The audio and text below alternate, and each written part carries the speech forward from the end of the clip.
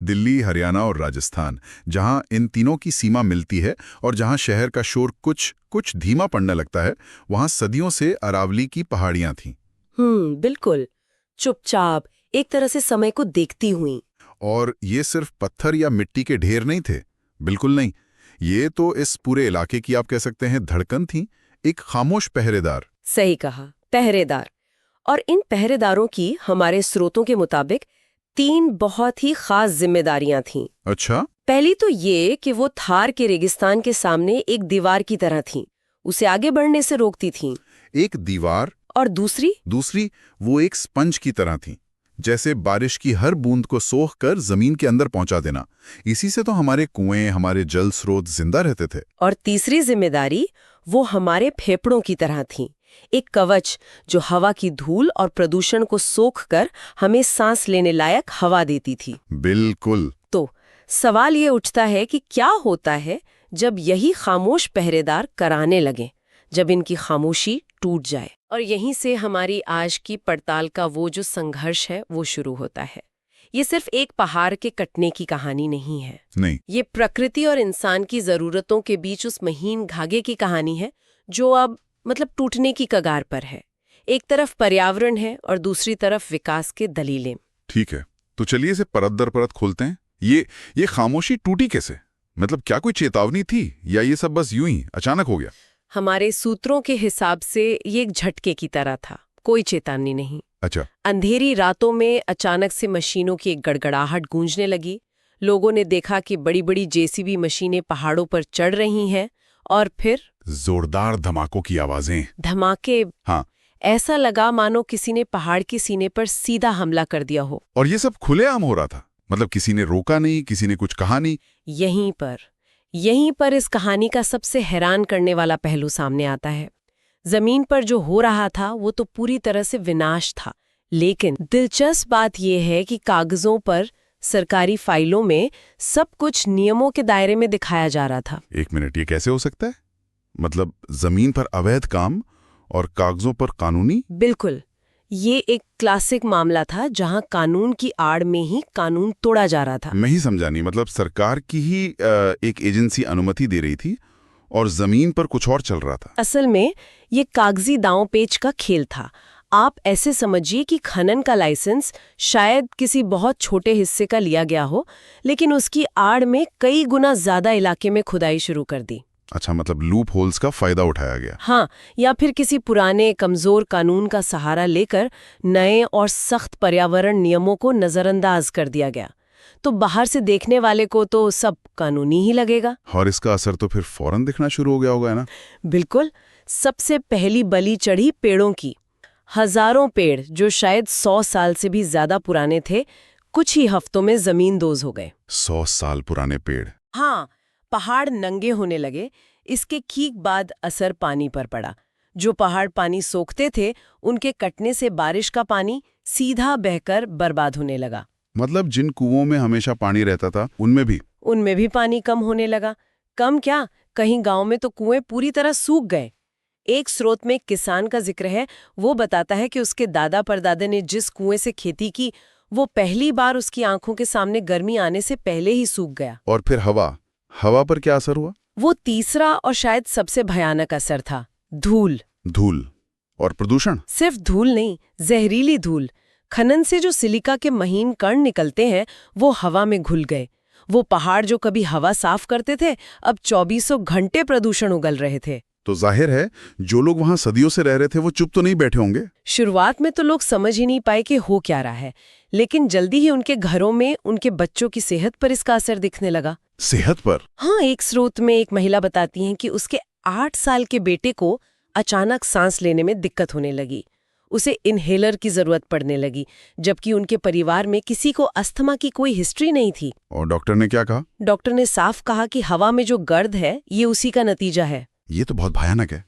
जब बात बच्चों की सेहत पर आ जाए तब तो कोई भी माँ बाप चुप नहीं बैठेगा। और वही हुआ, बिल्कुल वही हुआ।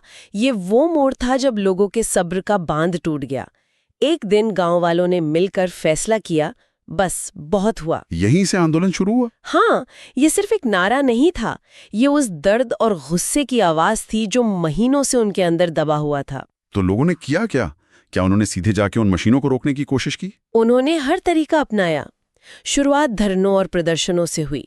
महिलाएं, बच्चे सब सड़कों पर बैठ गए।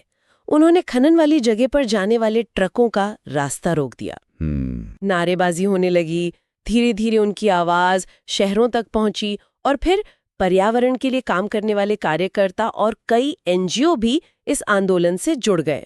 इन कार्यकर्ताओं के आने से जरूर कुछ फर्क पड़ा होगा। बहुत बड़ा फर्क पड़ा। उन्होंने लोगों के बिखरे हुए गुस्से को एक संगठित लड़ाई में बदल दिया।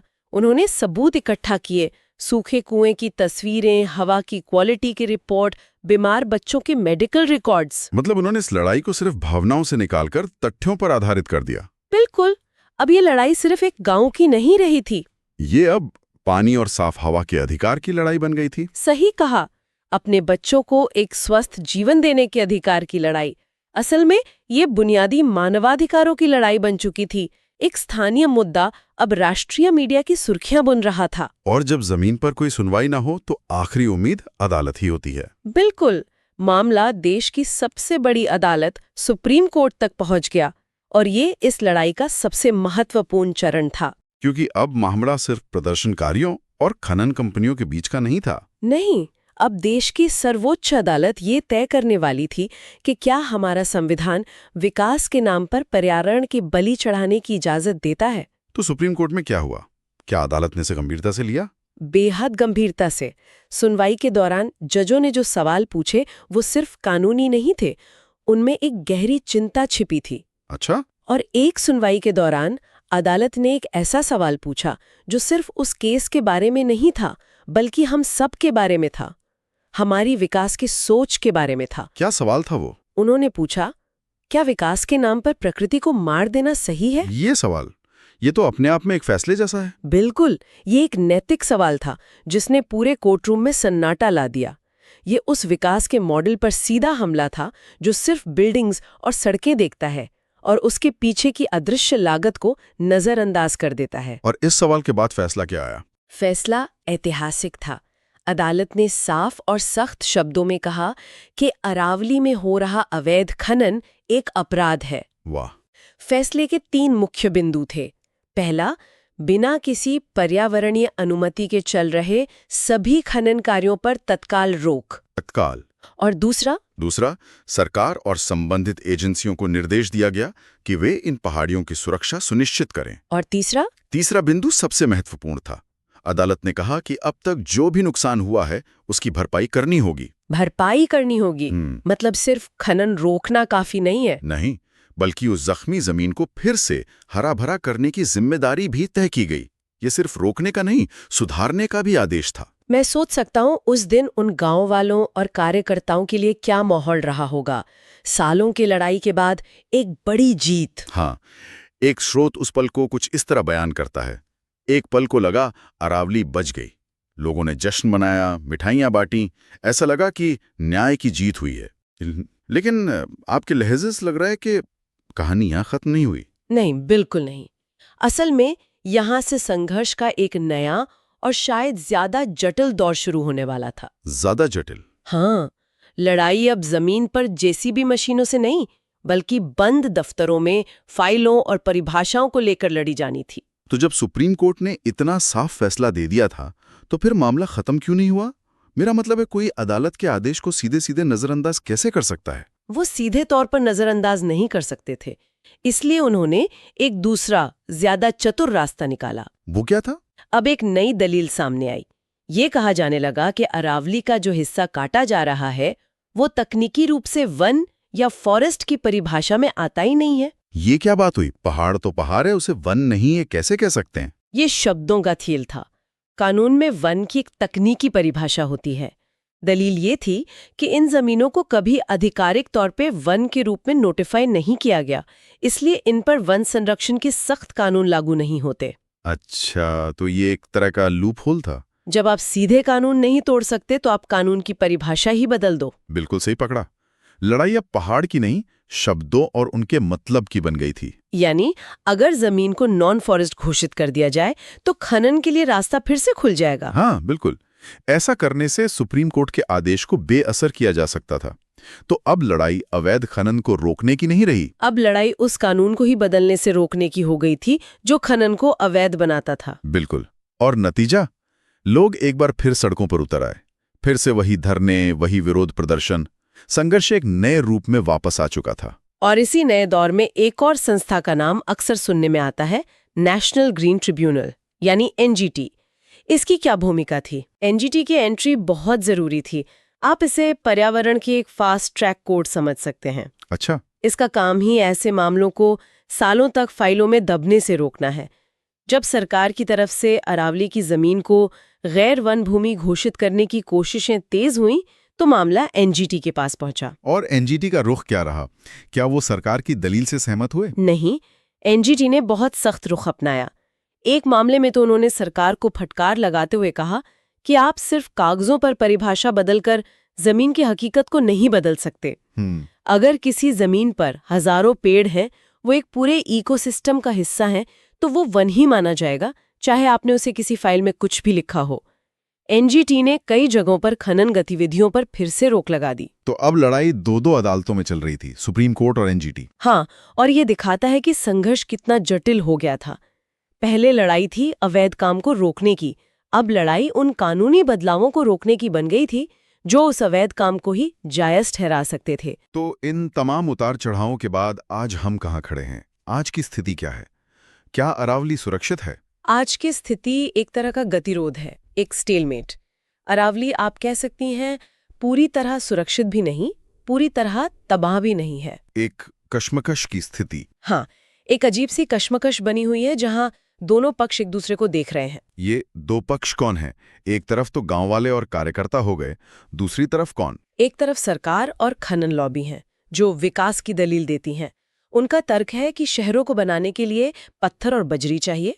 इस उद्योग से हजारों लोगों को रोजगार मिलता है। आर्थिक प्रगति की दलील? हाँ, वो इसे सिर्फ पत्थर के रूप में देखते हैं, पहाड़ के रूप में नहीं। और दूसरी तरफ पर्यावरण कार्यकर्ता, स्थानीय समुदाय और कई वैज्ञानिक हैं जो भविष्य की चिंता जताते हैं।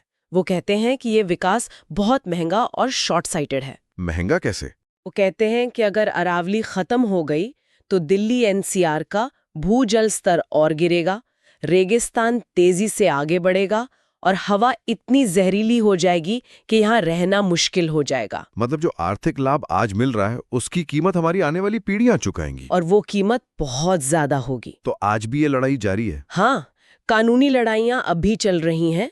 कुछ जगहों पर खनन रुका हुआ है तो कुछ जगहों पर नए तरीकों से, नई परिभाषाओं के आड़ में उसे फिर से शुरू करने की कोशिशें हो रही हैं। हमारे स्रोत इस स्थिति का वर्णन एक बहुत ही शक्तिशाली छवि के साथ करते हैं कि पहाड़ जख्मी है लेकिन जीवित है। जख्मी है लेकिन जीवित है, मतलब उसमें घाव है, उसे काटा गया है, लेकिन उसका अस्तित्व अभी पूरी तरह से मिटा नहीं है, वो अब भी सांस ले रहा है। और शायद इसीलिए ये कहानी इतनी महत्वपूर्ण है।